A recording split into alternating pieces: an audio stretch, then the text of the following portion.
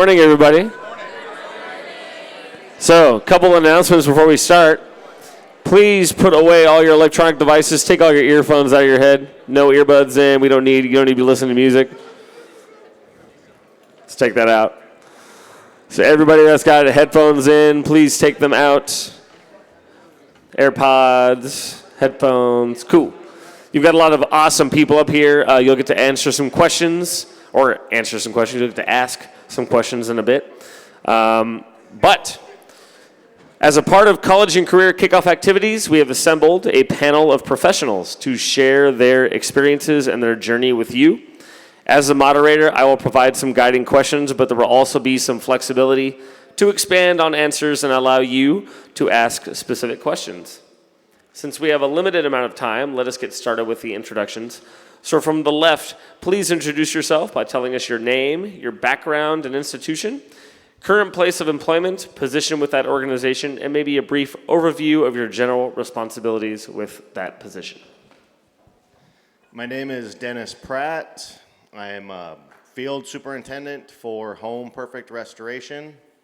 If you have a residential emergency, a flood, a fire, once the fire is out and the water is all stopped, we come back to cut it out, dry it out, and put it all back together. I've been working in construction for 30 years, and it's multi-trades. It's not specialized. Whatever you want to learn how to do, you can do and help us put houses back together or cut it open, build containments, and dry them out. There's lots of opportunities.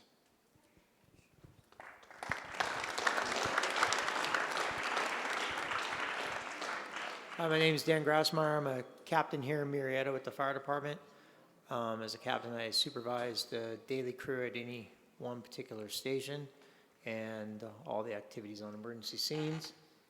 So we just respond to all the medical, fire, rescue, pretty much any emergency needs other than what requires law enforcement. 18 years here, paramedic about 20 something. I don't know. And yeah.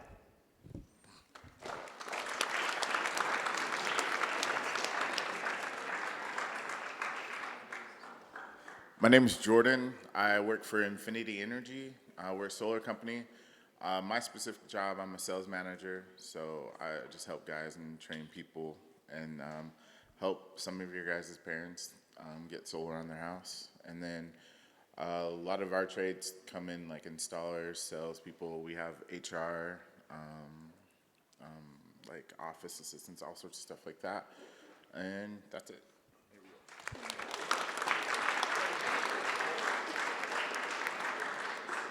Hey guys.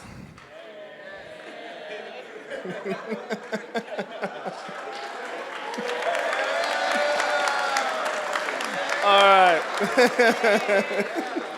All right, y'all know me, Detective Gabe Aponte, Marietta PD. Been a cop for the last 13 years. I've worked on a fugitive task force, worked undercover, and now I'm a juvenile detective and I investigate all crimes involving minors.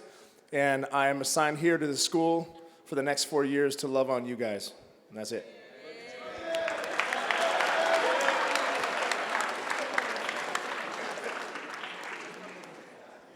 Good morning. My name is Daniel Weens. Some of you know me as a JV offensive line coach, but my true day job is I'm a vineyard manager for Weens Family Cellars. It's my family's winery in Temecula. And yes, teachers are one of our top customers. So thank you, kids, for the teachers. My job as a vineyard manager, I grow and cultivate grapes for wine production. So we manage anywhere from 27 properties currently, spread over 100 acres, which produces about 400 tons of fruit a year, which figures out to be about 15,000 cases of wine. So I am currently in harvest, so if I fall asleep in the middle of today, it's because I started work at 2 a.m. So I'm here on my lunch break. So I'm here representing agriculture, which is one of the Riverside County's largest industries, where as of this morning, there's over 300 jobs in agriculture in our county alone that are open for placement.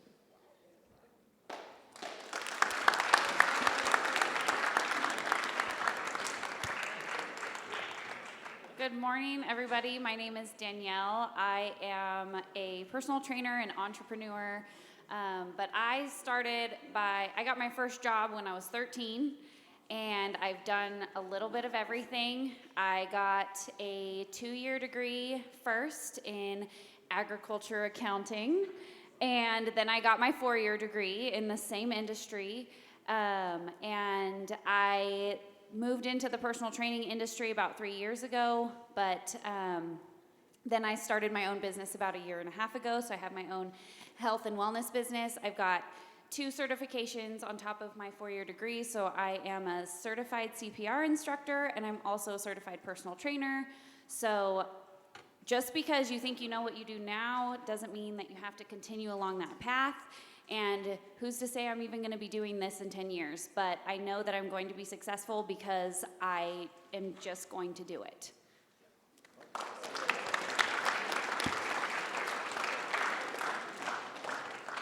Hi, my name is Xavier Reyna.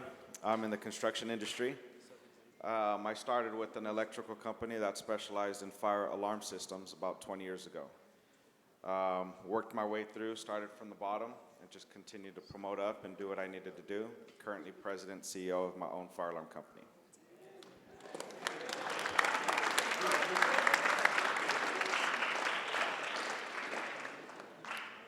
Hi, good morning. My name is Tracy, and I am a licensed cosmetologist, a certified trichologist, and an author. I own Make It Happen Hair Loss Clinic in Riverside, where I treat men, women, and children with hair loss and scalp concerns. I help them get to the root cause of their hair loss or scalp problem and then provide customized treatment plans for them. I've been in the business, I've owned my own business for 27 years.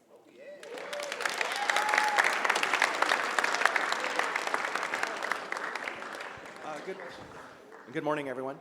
My name is David Morris, and I'm in human resources. For 22 years, I got started hiring folks and firing folks. For the first 15, when they're not doing a good job, right, you're not cutting it. It's about all of this stuff, right? So they come and see me, and I walk them out the door. But about 10 years ago, I got into training and development, which is a lot more rewarding. And so now I really work with people to develop in their own, in their jobs, in their careers, as well as I want to get promoted. I want to move up in the company. What do I need to know, do? And so that's what I spend most of my days today helping them with, is getting them excelling in their own careers.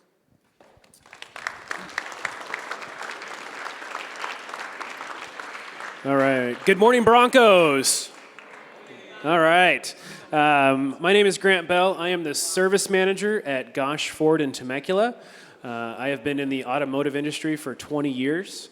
My responsibilities include the fiscal health of the service department, training, and assisting customer satisfaction. I have an associate's degree in automotive technology, and I'm happy to answer any questions you guys have.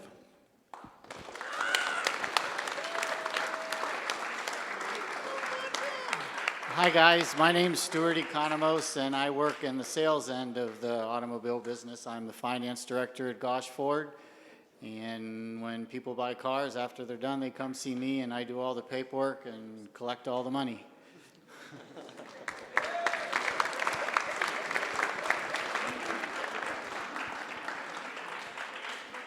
Good morning. My name is Billy Hansen. I've been in the medical field for the last 10 years, but currently I'm a respiratory therapist at Riverside County Hospital. I work with doctors and nurses to keep people breathing and keep people alive. I've worked on patients from major traumas to rare diseases. I've seen it all. So.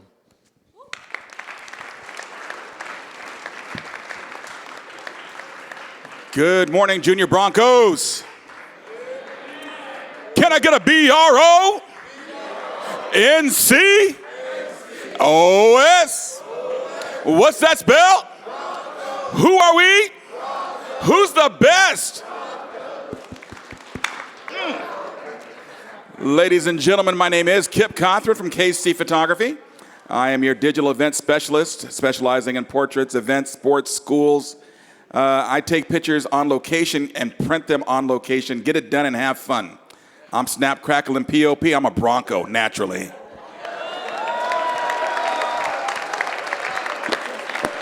Yeah.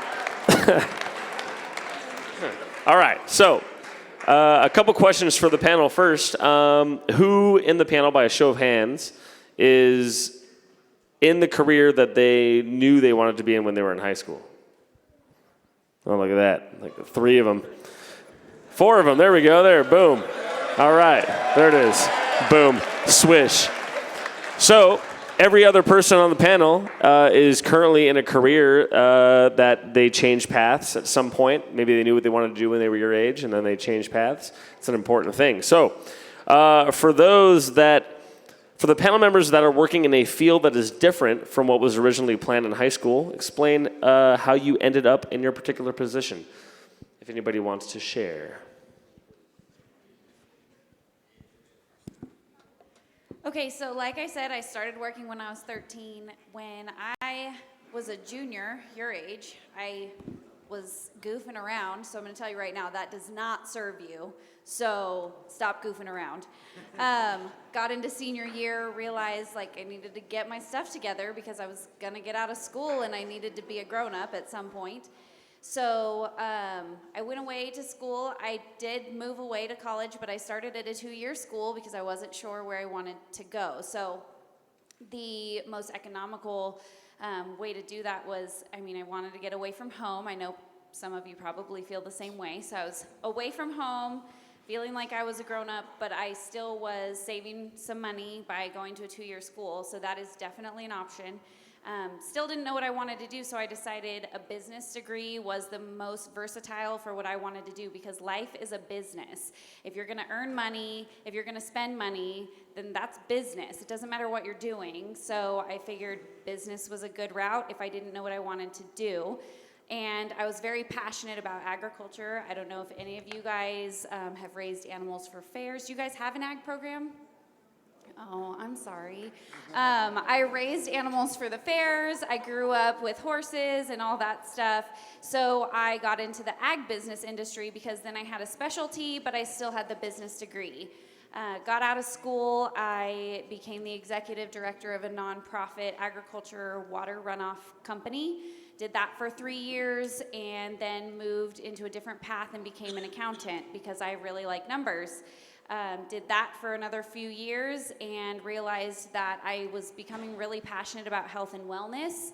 And so I started pursuing a personal training certification while I was working my full-time accounting job. Got my certification, got a job as a part-time personal trainer while I was still an accountant. And that was the best part of my day. I ended my day with my clients, and I would work until 8 or 9 o'clock at night after working from 7 a.m. to 4 or 5 as an accountant. And the 7 to 4 part of my day, I didn't get up thinking, oh, I can't wait to go be an accountant today. As much as I liked numbers, I just wasn't liking my job. But as soon as I left my accounting job, I was like, I can't wait to get to the gym and train my clients. And so that's what made me realize this is my passion. I enjoy this. I want to do something that I enjoy because you spend more time of your life working than you do at home on your days off. So I didn't want to be miserable during 75% of my life. So I decided to pursue personal training full time. I became a general manager of a gym while being a personal trainer, and the reason I was able to do that was because I had the business degree, so I had the education and the skills to get the management position along with my personal training. So I was able to advance and still do what I was passionate about. And then I ended up a year and a half ago starting my own business. So now I own my own health and wellness company. I'm still a personal trainer. In the midst of all that, I decided I wanted to become a CPR instructor. And that's because I went to a CPR class and I thought the instructor was garbage. And I wanted to make a difference in that field as well because I like to make a difference. So I am kind of a jack of all trades. I pursue my passion and I pursue it full force, and I will do just about anything to be successful. And I think that's the most important thing, is if you're willing to put in the energy. Talent isn't always the determining factor of success. Not giving up is the determining factor of success.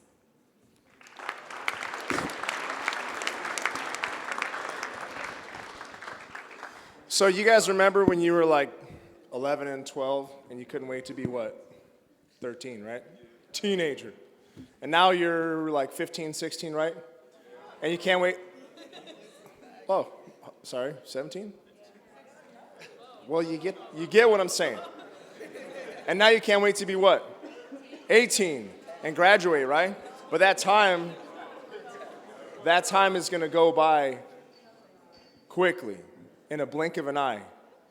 When I was a kid, since I was a kid, I've known that I wanted to be in some form of service. When I was in kindergarten, I wrote a thing for my mom saying that I was going to be either in the military or a policeman. And there hasn't been a single day in the last 13 years that I've been doing this job that I woke up saying, man, I got to do something else. I love what I do. Putting on this uniform gives me fulfillment, gives me joy to come out and serve people every single day. And if there's something that you know you want to do, follow that dream. If it's being an athlete, if it's doing whatever, you know you want to do it, don't stop. Get it. That's it.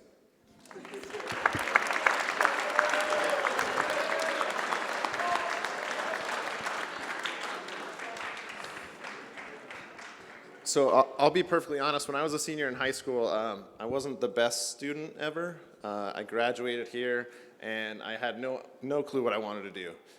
Did not know what path to take. I decided to go to Palomar College just to take my general education, get it over with, and I thought maybe I'd figure it out there.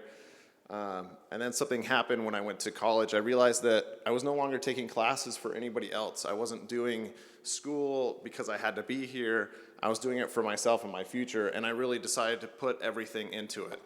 And that's kind of when it changed for me. I started making 4.0s. I made the dean's list every year, and then I found EMT school at Palomar College, and it woke something up in me. I loved the medical field. I loved helping people. I knew that's what I wanted to do. So I worked as an EMT in San Diego for quite a while. And then I went to fire academy and paramedic school. And then I had some health issues that kept me from going on that path. So I had to pivot again. So I found a school called San Joaquin Valley College. It's here in Temecula. They have a couple different locations around the county. And it's a trade school for the medical field. They have a lot of different programs. They've got medical assisting, dental assisting. I think they have surgical tech now as well, and that's where I went to school for respiratory therapy, and it's been a great ride. I'm able to work with doctors every single day who respect my opinion. I'm not just told what to do in the hospital. I work with them, and we really make a difference in patients' lives. So.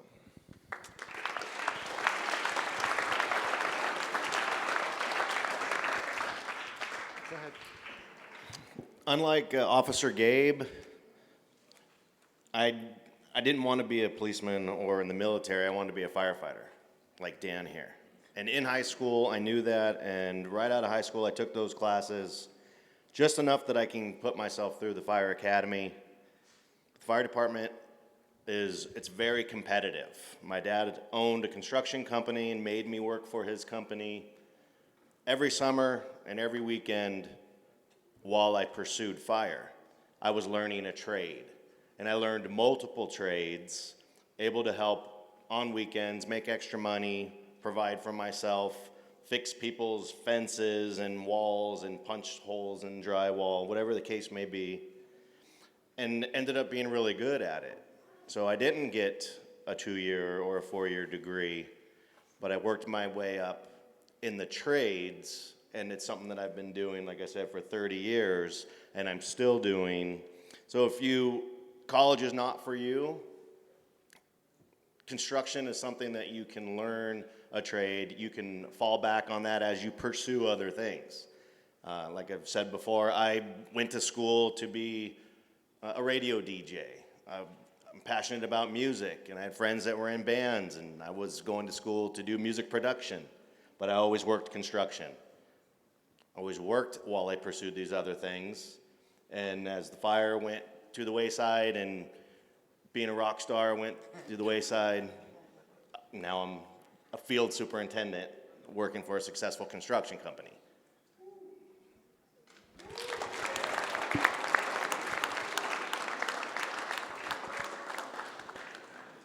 Hi there, guys. So I did go to college. I started with a passion of being a computer scientist. I spent 2 years, the first 2 years taking all the computer degrees, and then I realized there was no way I was going to sit in an office with nobody around me from 9 to 5 every day with not being able to talk, because I talk way too much. So I went into the communications end of it and got my communications degree as well as a minor in computer science. So I was going to go to work for a big company called Honeywell selling computers. I interviewed in September a bunch of years ago, and they weren't putting anybody on until January, and I didn't want to wait that long to start working even though I got the job. So I was literally driving home from the interview, and there was a marquee at a car dealership by my house that said, "Salesman needed," and I knew I was a salesman. So I went in, I got the job, and 4 months later, they called me from Honeywell, and I told them I was going to stay where I was at because I was a 23-year-old kid making $4,000 or $5,000 a month as a salesman, and 30 years later, this business has been pretty good to me. So like they say, you can start somewhere and finish somewhere else, but as long as you have confidence in yourself and whatever you end up doing, you can succeed.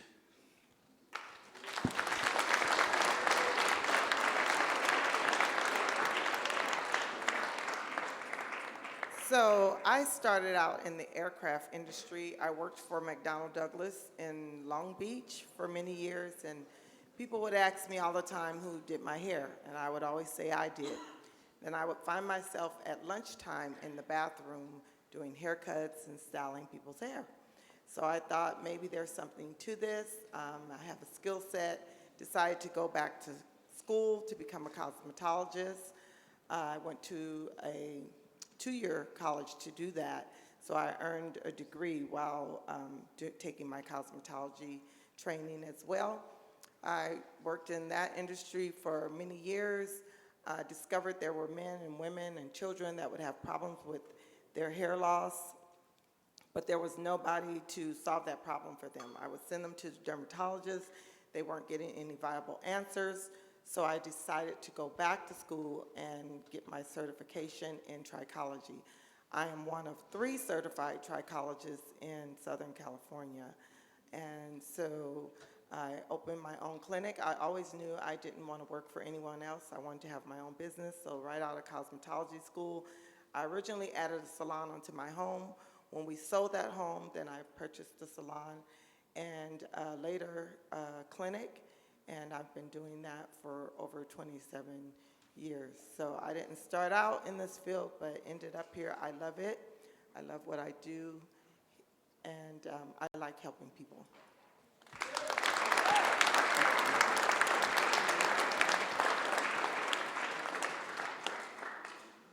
So to start, I'm okay with my hair loss.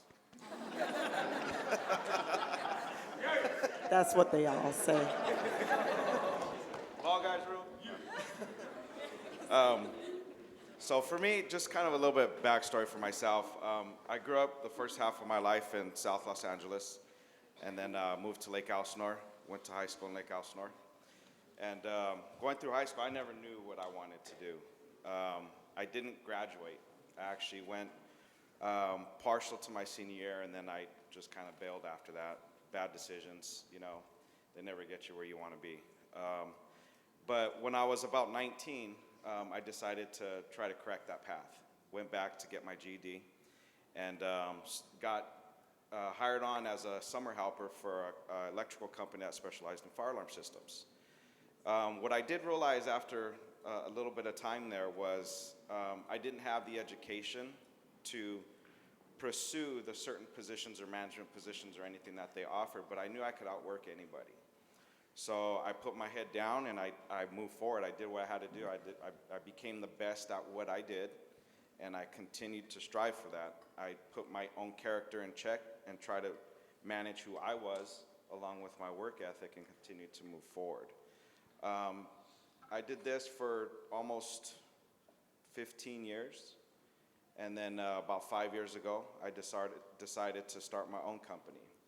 And that decision actually came with a big failure in my life, because prior to that, I was working for a small company that I decided to partner up with. So I dumped in some money to this company, and a few months later, the guy started kind of veering off in some weird directions. Our relationship ended up becoming a big problem, and I ended up leaving. So lost some money, but it was a big lesson for me. So from that time forward, I decided I wasn't going to put my hands and my career and my time in somebody else's hands.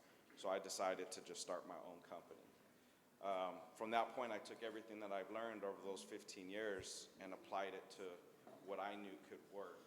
And then from that point, just strive forward. And so today, my wife and I both run it. I do everything from, even still to this day, sweeping my own floors on my own jobs, to project engineering and management, to finance. I do sales. I do a little bit of everything. Anything that needs to happen for my company, I'm the first to be in there, look at it, and do what I need to do. And so no matter where you start, what your education level is, you have changes that you can make throughout the years. So don't get discouraged on any particular place that you're at right now. Just know that whatever you decide to do, put your character in first, your work ethic, and then any education you can get on top of that, just going to amplify it.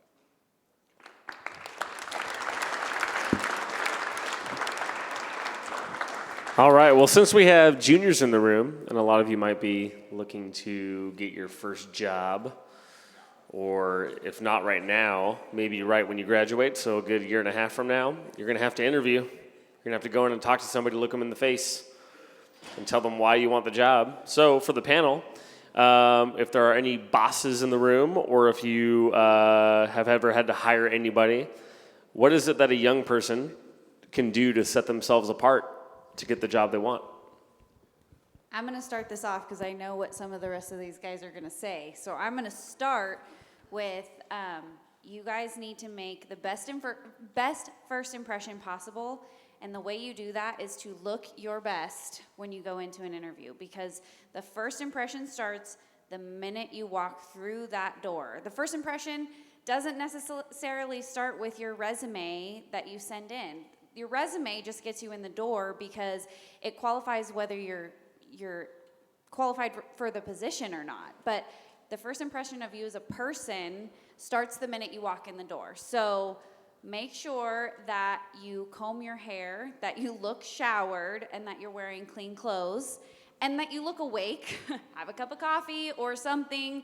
Make sure you look interested in whatever it is that you're interviewing for. You don't necessarily need to go in looking the part of the position. I'm a personal trainer. If you walk in fitness clothes, I'm gonna say, oh, cool. They look like they're into fitness. But if you walk in business clothes, I'm gonna say, okay, this person really went to the extra effort. They are really interested in this position, and that's gonna set you above. So don't go in looking the part of the job you want. Go in looking the part of an interview candidate. Look your best, smile, be polite.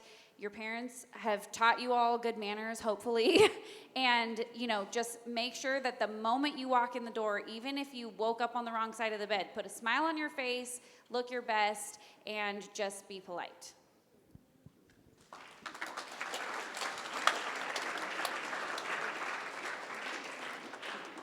And kind of adding to that statement, and I said it before, so everybody up here already heard it, confidence to me is the most important thing when you want a job.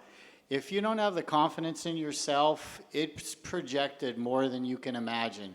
When you walk in the door, a firm handshake, and looking the person that you want to work for in the eye, the worst thing you can do is looking over shoulders, looking down, looking across. You got to look them in the eye. You got to be firm with your answers, and you got to make it look like you want the job. Even if you don't want the job, and you got to have one at the beginning. They have to know that this is what you want to do. If you don't have confidence in yourself when you go in for a job, you probably have no chance of getting it. So you got to pursue, after you got to look good, but you really have to project yourself. So it's really, really important that you show confidence in yourself when you're talking to everybody that you want to work for.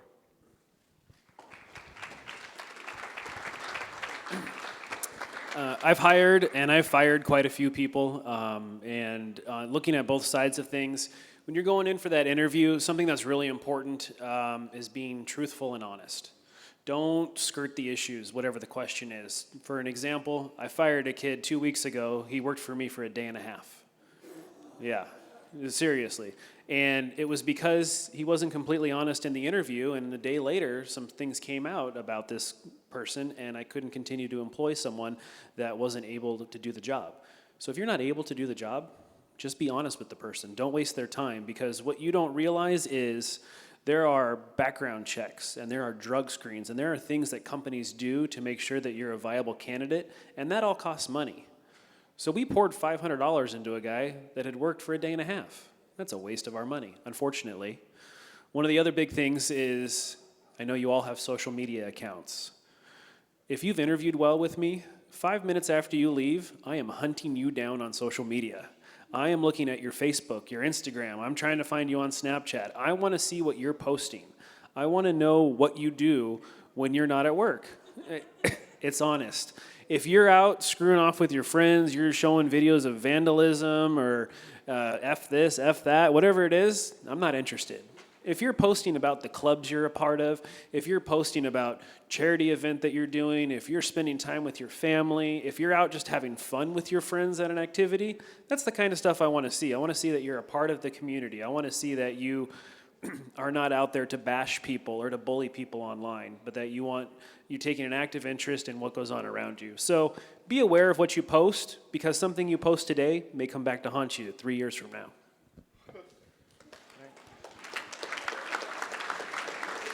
So, I've been on interview panels. Hold on. Jordan's got a call. You don't answer that? All right. It's his daughter. All right. Aww.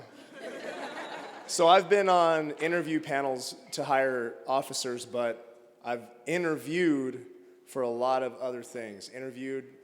Done selling airline tickets over the phone, as a bagger at a store, for an electrician, for a contractor, changing oil at a car dealership. I've done a lot of interviews, and even more so in the military for doing specialty jobs, and then as a police officer as well. And I can tell you the common theme, and what I think everybody else can attest to, is that what they want to find out is if your character is for sale. And if it's not for sale, what does that look like? And if you have good character, what are you willing to do for it? And all of that starts now, and it starts here. You don't graduate and get a diploma and all of a sudden your IQ jumps. Or all of a sudden all the crazy stuff you did in high school doesn't follow you anymore. It absolutely does. And everything that you're doing now, you're investing in the long term. So think about that with the decisions that you guys make, the people you guys hang out with, the way that you act. All that stuff is going to build that character. And when you get into that interview, it's going to come out. You're not going to think it is. You're going to give an answer, and they're going to be like, okay, I can tell this guy's character is for sale. And they'll just know, and then they'll pick someone else. So make sure that you got all that stuff now locked down, so that when you go into your interview, it just shines, and they're able to see what kind of person and adult you are.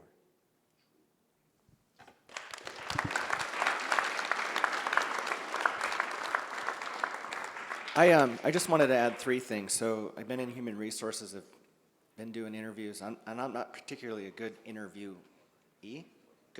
but I talk too much.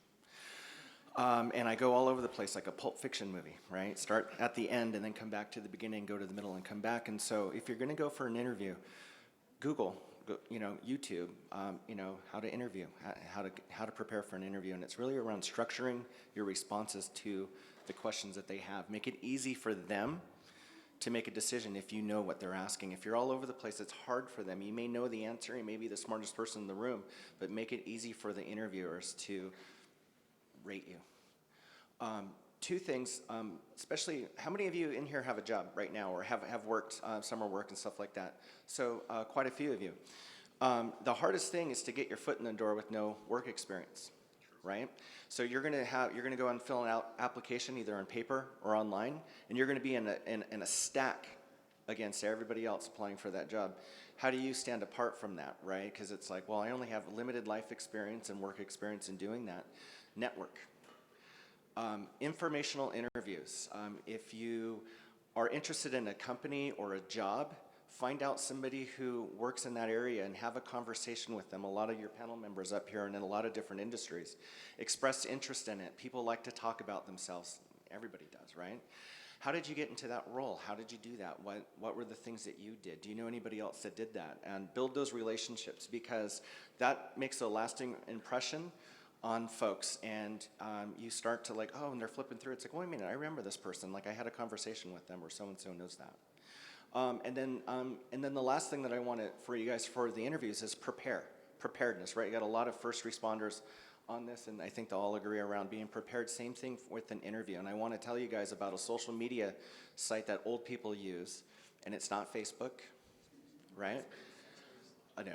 No, this one is LinkedIn. Right? So, that's pretty funny. So LinkedIn is like a career website. Everybody goes on there, kind of like Facebook, but instead of all the stuff that they've done, it's all their work experience, right? So go search who you're interviewing or the people that you're interviewing for, and find out if they're on LinkedIn and read their profile, because it's going to tell them where they went to school, what work experience did they have, who do they know? And that's going to give you some questions. So when they ask you, do you have any questions for me? You can ask questions about the company, because you know a little bit about it. Ask questions about how did they get the role, and oh, what about, do you know so and so here? It just makes you a little bit more relationable. I just made up a word, but you know what I mean. To connect with the folks. So go to those interviews being prepared.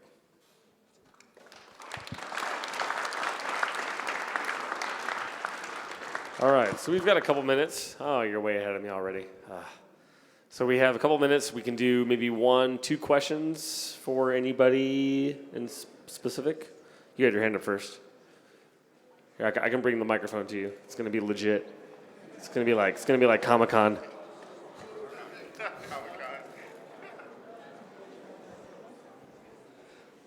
So my name's Aiden, and I've been deciding. So I take sports medicine for one of my classes. My family is a big medical field family, and that's what I aspired to be. And so for sports medicine, we had a speaker for EMT, and they told me that you can go to schooling for EMT during high school, and when you graduate, you can go do an EMT after high school. But I have been deciding if I should do that or not, and I don't know if it will help me take in early classes after high school or before high school. And when I'm getting out of high school, will it help me get a job in EMT? Will it help improve my chances of getting a job? I'm sorry, what was your name again? Aiden. Aiden. Yes, I don't remember the exact rules. You could call the colleges and find out, and there's private EMT schools. You can take it when you're in high school. There's little provisions, like you have to be certified, take the test from the state within 6 months of graduating the program, and you have to be 18 years old. So do a little research. Don't take it too soon, because if you finish before you're 17 and a half, you don't meet the requirement of being 18-year-old minimum to be an EMT, and your course has expired. And it might be a year, it might be 6 months, I don't remember, so do a little research. Down by Burlington Coat Factory, next to Bass and Brass, there used to be, at that location, a private EMT school, and they will tell you the exact rules for that. And if you're looking at anything in the medical field, EMT is a great foundation because it gives you exposure. You can work on ambulance, you can work as an ER tech in the hospital, but you get that exposure to medicine terminology and information, and it'll help you in any direction you want to go. Thank you. All right. All right, this question is for Officer Aponte. I actually have 2 questions. One, what are some things that you did early on in life that you feel helped you become a police officer? And the second question is, what are some highs and lows of your job? So a huge thing in law enforcement for longevity is physical fitness. You know, we see sometimes officers who kind of let that go, and so there's something called command presence, and they teach that. They preach it over and over and over again in law enforcement, command presence. So that when you get out of the car, or when you go knock on someone's door, or when someone is about to get an attitude with you, they understand just by looking at you, because we all size each other up, just by looking at you going like, hey, this might go sideways for me, right? So it's called command presence. So physical fitness, if you want to get into that sort of field, military, law enforcement, being a firefighter, it's very, very physical. And if you don't train yourself, you're going to hurt yourself. And you'll put yourself out of the game with back injuries, knee problems, and stuff like that. Highs and lows. So honestly, doing this part of my job with you guys is going to be one of the highest parts of my career. So I'm not saying it for an applause or like get brownie points. You guys think I'm cool because I'm already cool, but it's because I get to interact with people that want to do good and I get you before you start making some crazy life choices. When I deal out in the public and I'm on patrol, I'm generally dealing with adults that tell me stories about, because I always ask them, I'm like, hey man, you've been selling, using drugs for the last few years. Where did all this start? And they're like, oh man, when I was in high school, I met this one guy and all this kind of stuff.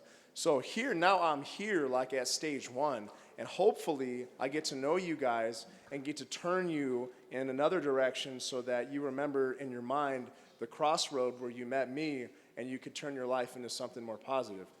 The lows, they say that police officers experience PTSD more than military service members by almost 180 times. So we work all year round, right? And that's not taking anything away from the military, because I was also in the Marine Corps and I was also in Iraq, but it was a short time, right? I was just there for a few months, 7 months, and then we came back, and then it's all peaceful. In law enforcement, you're in it every single day, especially if you're a patrolman. So I've seen some horrible things that are hard to deal with sometimes, but the key to that is talking about it and letting some of that stuff go. So, that's it. Thank you. Did I answer your questions? So, unfortunately, we are out of time, but if anybody has a specific question for somebody, you can head to the table and ask them before you leave. Yeah, but that's it. All right. Thank you very much, everybody. Sorry for anybody that had a question. Have a great day.